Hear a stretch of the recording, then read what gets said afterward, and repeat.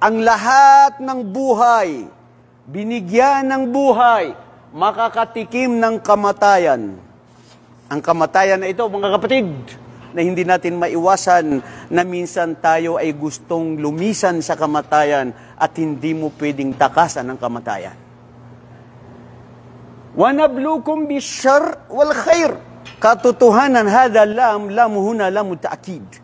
Na katotohanan, kami ay aming susubukan kayo sa mga pahirap at sa mga kabutihan, mga biyaya na ipinagkaloob ng Allah. Fitna. Anong fitna? Pagsubok.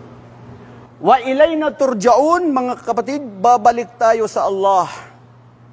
Anumang pagsubok na meron ka, kapatid, maging mahinahon ka lang.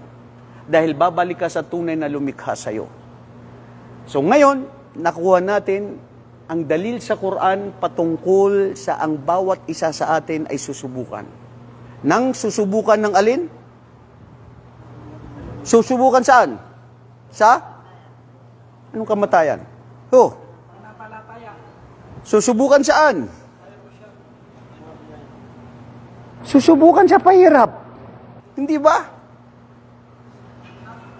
Susubukan saan? Sa kabutihan. Sa mga biyaya. Pera mo. Kaalaman mo. Kaguhapuhan mong lalaki. Susubukan ka, bay. Unsa di ka, asa mo yang ginamit. Panlilin lang sa mga kababaihan? Ha? Ikaw din, sister. Kung nanonood ka, sister. Susubukan ka rin. Ang ganda mo na yan. Iyan ba ay para lang sa asawa mo? O mayroon ka pang ibang-iba na gusto mong ipakita? Waliyaudu billah.